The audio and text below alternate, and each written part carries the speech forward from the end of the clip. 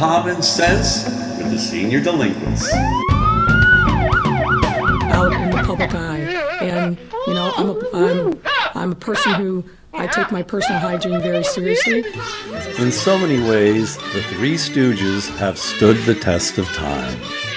Inane, crude, crass, but funny.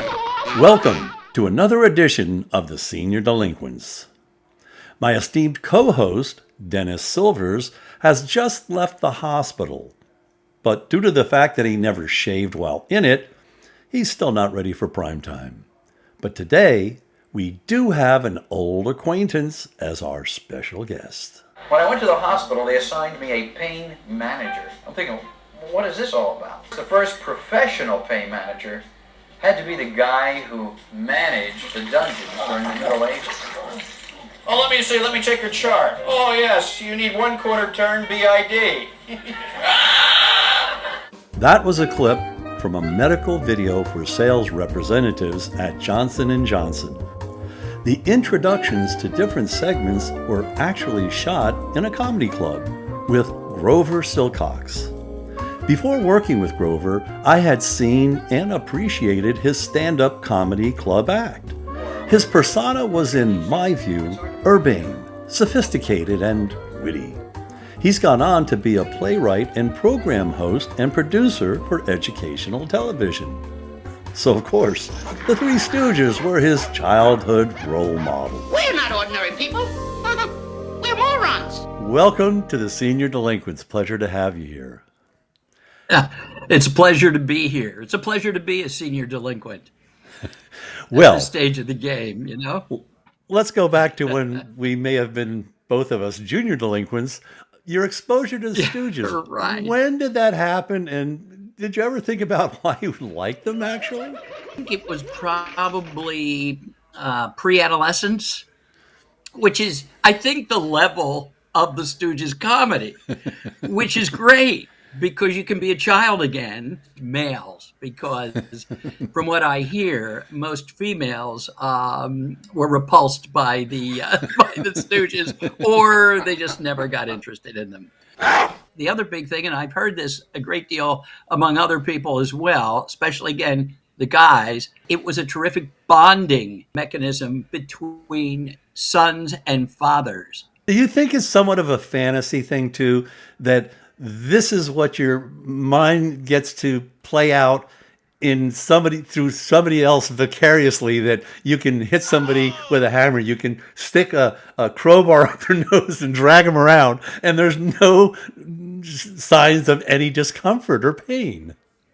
No, exactly. Well, when you think about Buster Keaton in some of those old silent films being tied to the railroad, he was tied to the railroad. They didn't have CGI back in those days. It was a comedy because you knew that Buster Keaton wasn't going to be hurt. And that's an essential ingredient to comedy. Ultimately, someone is not going to be hurt. We know it's a joke. When I did a little bit more research, they did, I think they said 90 of these short films had a lot of longevity, but in today's woke culture, I don't think this would ever fly. But even back then, there was maybe some elitism in Hollywood because Columbia didn't really embrace the Stooges, did they? Columbia put them on a back lot somewhere. They weren't put up for any Academy Award nominations. No. It was like, but they were money makers. And exactly. Jeff Forrester, who wrote Stooge Mania, told me often when Columbia had a feature film that wasn't all that great, the movie chains would say, we'll take it, but do we get the 2 Three Stooges shorts? And they said, oh, yeah, sure. We throw them into the package. And that's what sold the feature film, not the feature film itself. So the Three Stooges, who were what I call the blue-collar workers of filmdom, these guys were troopers. They went in every day. I'm sure they brought their lunch pails with them. and they did the job. And they loved the job. Well, was that what kept them together? Because as a comedy troupe, for 20 years, it was the three of them. What was the dynamic behind the scenes, if you got some of that was going on with the Stooges that kept them together and kept them doing what they did? And by the way, I understand that they never got a raise in that time, which is pretty amazing. I think maybe most of the money they made was probably personal appearances. They did a whole lot of personal appearances. And as Gary Lassen, who is the creator of the Stoogeum, a Three Stooges museum in Montgomery County, Pennsylvania, told me, if a fan wrote any one of the Stooges, they would write 3-page letters. They would visit the Children's Hospital in whatever town or city they were in. Mo, for years, fans would just show up at his door, and Mrs. Howard, of course it was Mo, Mrs. She would say, "Oh, Mo's in the kitchen. Do you want to come in? Here, I'll make you a cup of coffee." And this is a stranger just showing up because they're fans.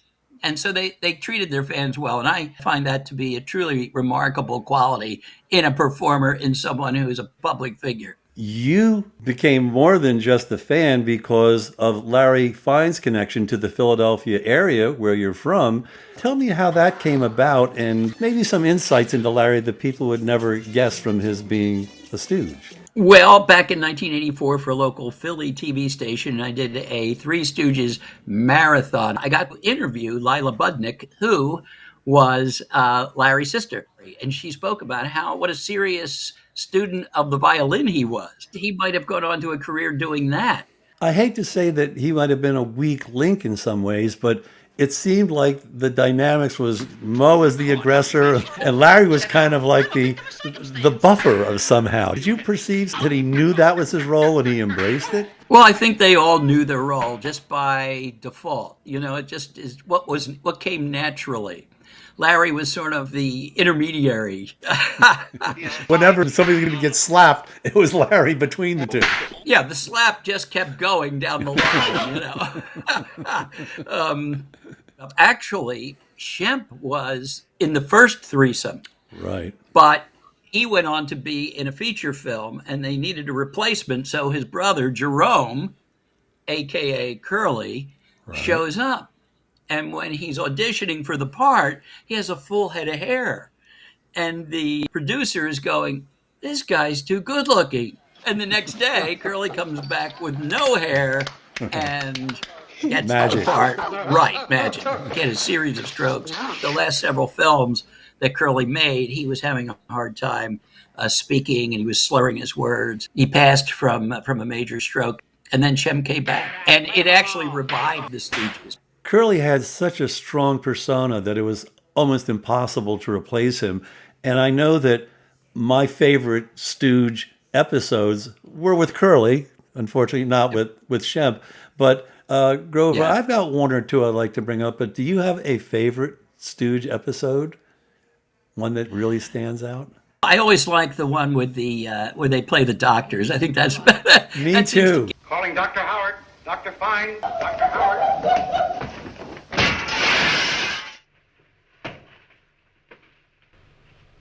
Where are the tools?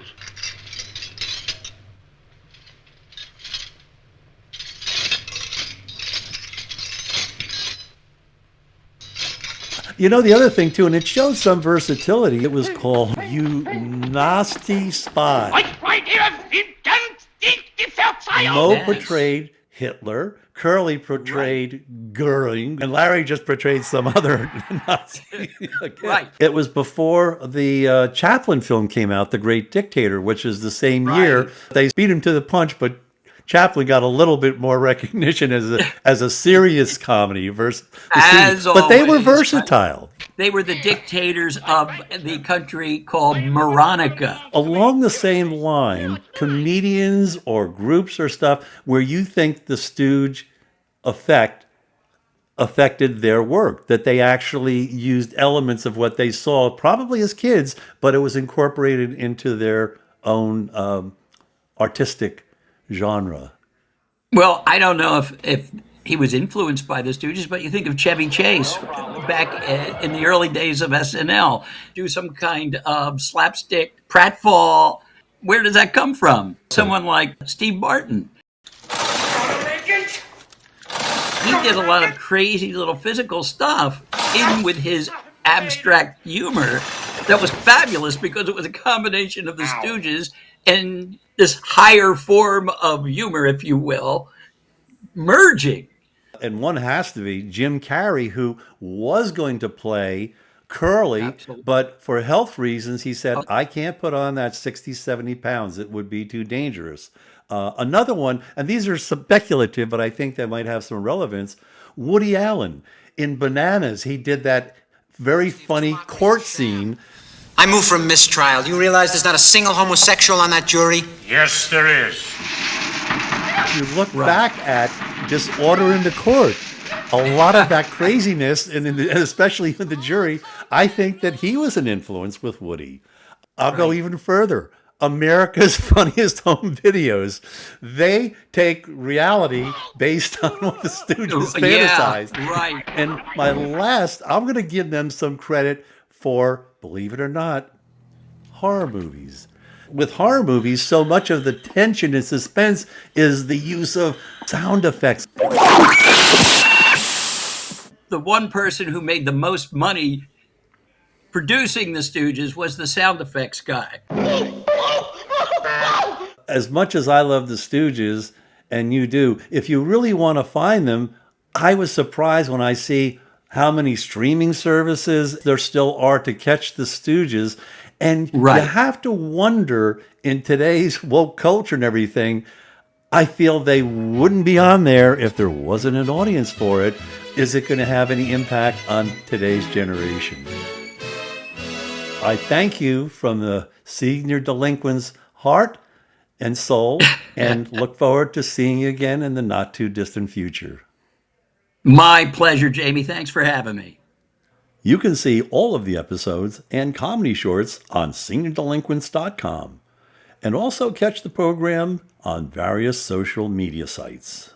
Well, as you can see, I'm nobody's stooge, so until next time, hi-ho and...